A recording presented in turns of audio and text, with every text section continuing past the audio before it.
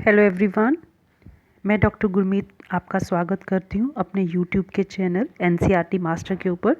और आज जो हम डिस्कस कर रहे हैं वो है expected questions of CTET science paper 2 का पार्ट नंबर 6। तो मैं आपको बताना चाहती हूँ, इससे पहले हम 1 2 3 4 5 तक डिस्कस कर चुके हैं और इस सीरीज़ में हम जो है डिस्कस कर रहे हैं ग्रेड 8 क्लास की जो एनसीईआरटी है उसको चैप्टर वाइज डिस्कस कर रहे हैं। तो आज जो हम डिस्कस करने जा रहे हैं वो है chapter number 6, that is combustion and flame. तो इस चैप्टर को हम अच्छे से डिस्कस करेंगे, तो मैं आपसे रिक्वेस्ट करती हूँ कि आप इस वीडियो को एंड तक देखिएगा। तो इस वीडियो में हम प्रीवियस ईयरली जो आज क्वेश्चन है उनको भी डिस्कस करेंगे। इस चैप्टर में बहुत सारी इंपॉर्टेंट बातें हैं उनको भी डिस्कस करेंगे। ठीक है, तो आपको ये वीडियो एंड तक देखना है। So let's start with the question number 51। Which of the following has the lowest ignition temperature. तो सबसे पहले आपको ये पता होना चाहिए कि इग्निशन टेम्परेचर होता क्या है। सो इग्निशन टेम्परेचर वो टेम्परेचर होता है, it is the lowest temperature at which the substance catches fire। तो हम देखते हैं घर पे हमारी अगरबत्ती होती है, ऐसा तो नहीं कि वो ऐसे ही जल जाती है, उसके लिए हमें पहले मैच स्टिक को ऑन करना पड़ता है। तो वो ऐसा टेम्परेचर जो है मैच स्टिक जलने से टेम्परेचर जो है उसकी इग्निशन टेम्परेचर तक पहुंच जाता है, तो वो अगरबत्ती जलने लगती है।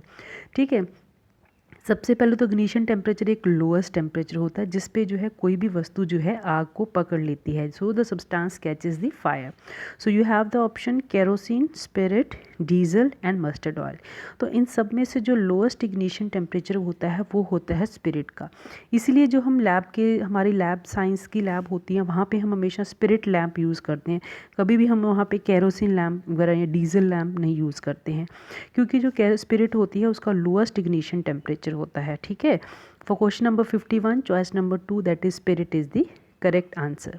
No let's move on to question number 52। Which of the following is not combustible.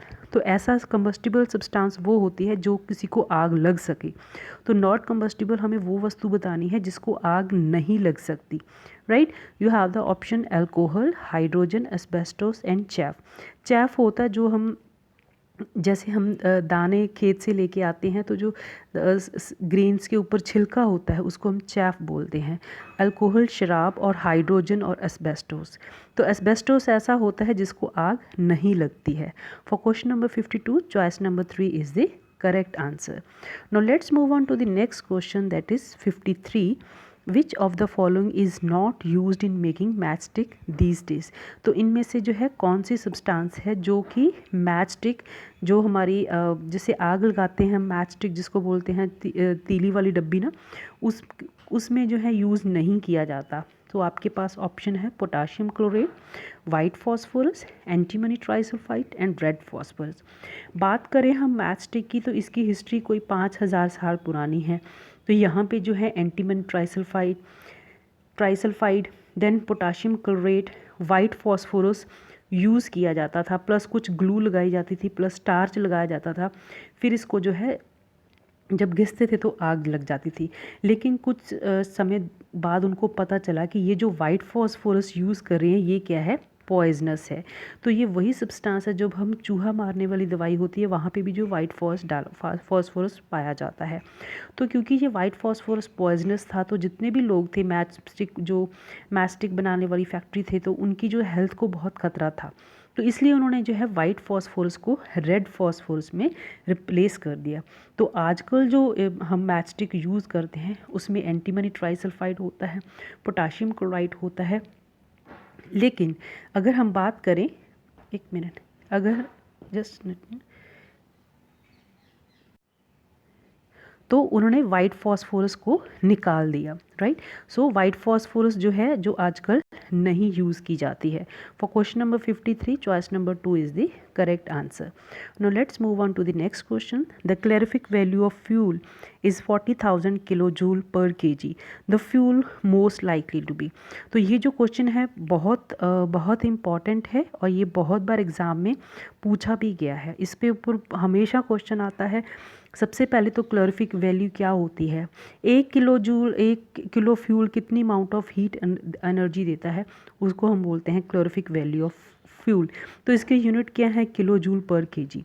तो जो है जूल जो है kilo joule per KG is the unit of the calorific value of the fuel.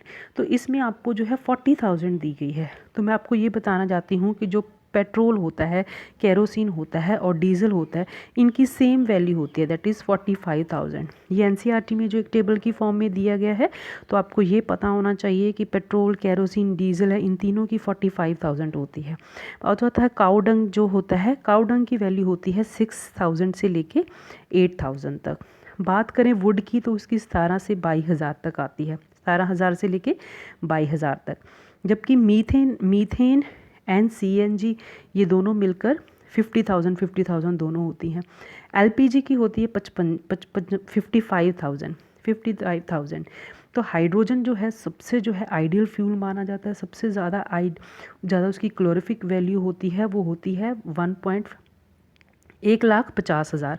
So you can write it has 1,50,000। तो आपसे ये question भी पूछा जा सकता है कि सबसे ज़्यादा क्लोरीफिक वैल्यू किसकी होती है? It is of the hydrogen. तो यहाँ पे जो है क्लोरीफिक वैल्यू जो है ये जो है हाइड्रोजन की 1,50,000 होगी। एलपीजी और की होती है हमारे पास 55,000। तो मीथेन की होती है 50। तो बची हमारे पास बायोगैस। तो जो 40,000 किलो जूल पर केजी है, that is the calorific value of the biogas. तो प्लीज़ आप क्लोरीफिक वैल्यू को अच्छे से याद करें। तो ये क्वेश्चन बहुत बार पूछा जा चुका है। Now let's move on to question number 55. Which of the following fuel has the highest calorific value? तो इसमें से कौन से फ्यूल की हाईएस्ट क्लोरीफिक वैल्यू है? ये one of the previous yearly asked question है। तो इसको प्लीज़ अच्छे से आप याद करें। So you have the option natural gas, LPG, coal gas and hydrogen gas. So option 4 that is hydrogen gas is the correct answer. इसकी value होती है 1,50,000। तो ये जो है हाईएस्ट क्लोरीफिक वैल्यू हाइड्रोजन की होती है, right. Now let's move on to question number 56। Which of the following burns without producing flame? Flame क्या होती है? लॉ होती है। तो कौन सा इसमें जो बर्न करता है विदाउट प्रोड्यूसिंग लॉ, या जहाँ हम ये बोल सकते हैं कि flame? You have camphor, coke, cooking gas, kerosene. तो जो कोक होता है वो बर्न करता है विदाउट प्रोड्यूसिंग फ्लेम, जबकि कैम्फर, कुकिंग गैस, केरोसिन ये तीनों ही जो है फ्लेम बनाती हैं, जबकि कोक नहीं बनाता है। For question number 56 choice number 2 is the correct answer. Now let's move on to the question number 57। Which of the following does not contribute to the formation of acid rain? तो acid rain जो है किसकी सहायता से, किसका योगदान नहीं होता है? You have the nitrogen monoxide, carbon monoxide, sulphur dioxide, nitrogen dioxide. सबसे पहले आपको एसिड रेन का पता होना चाहिए। जब भी हमारे धरती के ऊपर फॉसिल फ्यूल बर्न करते हैं, सल्फ़र डाइऑक्साइड और नाइट्रोजन के जो ऑक्साइड होते हैं वो एयर में रिलीज़ होते जाते हैं। तो क्या होता है, जब बरसात होती है तो जो पानी के साथ ये रिएक्ट करके जो है एसिड रेन बनाते हैं, ठीक है, जिसमें सल्फ्यूरिक एसिड होता है, सल्फ्यूरस एसिड होता है, नाइट्रिक एसिड होता है। लेकिन इसमें जो है कार्बन मोनोक्साइड का कोई रोल नहीं होता है। तो अगर हम बोलते हैं कार्बन डाइऑक्साइड तो है कार्बोनिक एसिड बनता है। तो यहाँ पे कार्बन मोनोक्साइड का कोई रोल नहीं होता है। For question number 57 choice number 2 is the correct answer. Now let's move on to question number 58. Which of the following is the most environment friendly fuel to be used in automobile? So this question is also very important. आपसे ये भी पूछा जा सकता है which of the following is eco friendly fuel, या सबसे clean fuel किसको माना गया है? तो जो है नेचुरल गैस है। आपके पास ऑप्शंस हैं petrol, diesel, natural gas and petroleum gas. So CNG जो कॉम्प्लेक्स नेचुरल गैस है, इसको एक क्लीन फ्यूल का दर्जा दिया गया है, और ये जो है इको फ्रेंडली भी इसको फ्यूल कहा जाता है। Now let's move on to the question number 59. The outermost zone of a candle flame is, तो अगर हम मोमबत्ती को जलाएं तो हमें कैंडल के जो हैं 3 जोन मिलते हैं, राइट। इसमें से यस लाइक दिस। तो ये जो होता है ये ब्लैक होता है, यहाँ पे अनबर्नड कार्बन पार्टिकल्स होते हैं, इसको ब्लैक जोन भी बोला जाता है, और इसको जो है इनर मोस्ट जोन भी बोला जाता है। यहाँ पे जो है पार्शियल कंबशन होती है, तो इसलिए यहाँ पे जो है सरफेस जो होती है, यहाँ पे जो लौ का कलर ब्लैक होता है। बीच में जो होता है मॉडरेट हीट जो होती है, मॉडरेट हीट में आपको येलो कलर का फ्लेम होता है या ऑरेंज कलर का। साथ में जो है आपको एक इनविजिबल जोन दिखता है जिसका कलर ब्लू होता है, लेकिन आपको उसके जो साथ वाले बॉर्डर्स हैं वहाँ पे जो है एक इनविजिबल जोन होता है जिसको हम हॉटेस्ट जो पार्ट होता है फ्लेम का। तो जो आउटर मोस्ट जोन जो होता है of candle flame is the, आपके पास ऑप्शन है least hot part, coldest part, hottest part and moderate hot. तो जो आउटर मोस्ट होता है वो सबसे ज़्यादा हॉटेस्ट पार्ट होता है। यही रीज़न है कि जो सुनार होते हैं तो उनके पास एक इस तरीके की बांसुरी टाइप होता है, तो जिसमें से ये फूंक मारते हैं ताकि जो ये जो गैस है या ये फ्लेम है इससे जो है गोल्ड मेल्ट कर जाए। क्यों? क्योंकि ये हॉटेस्ट पार्ट होता है। तो आपसे ये क्वेश्चन भी पूछा जाता है कि गोल्ड स्मिथ जो है कौन से कैंडल जोन का इस्तेमाल करते हैं। दे यूज़ दी हॉटेस्ट पार्ट या outer most zone of the candle flame. For question number 59, choice number 3, hottest part is the correct answer. Now let's move on to question number 60. A lot of dry powder of one of the following chemicals can be released over a fire to extinguish. It is, आपके पास option है plaster of Paris, baking soda, washing soda and bitumen. तो जब भी fire extinguish करनी होती है, हमें आग बुझानी होती है, तो हम उस चीज़ का इस्तेमाल करेंगे जो है सोर्स ऑफ जो जहाँ पे आग चल रही है उसका कनेक्शन तोड़ दे, किससे? एयर से। तो यहाँ तो वहाँ पे कार्बन डाइऑक्साइड पहुँच जाए ताकि जो है कंबशन रुक जाए, जहाँ हम उसके ऊपर पानी डाल देंगे, ठीक है। तो यहाँ हम उसके ऊपर सैंड डाल देंगे। आपने पेट्रोल पंप के पास देखा होगा कि जैसे सी बकेट सी बनी होती है, उसमें सैंड होता है। वो इसलिए होता है कि अगर पेट्रोल पंप के ऊपर आग लग जाए तो वो सैंड उसके ऊपर डाल दे ताकि जो है आग बुझ जाए। तो वहाँ पे पानी का इस्तेमाल क्यों नहीं होता?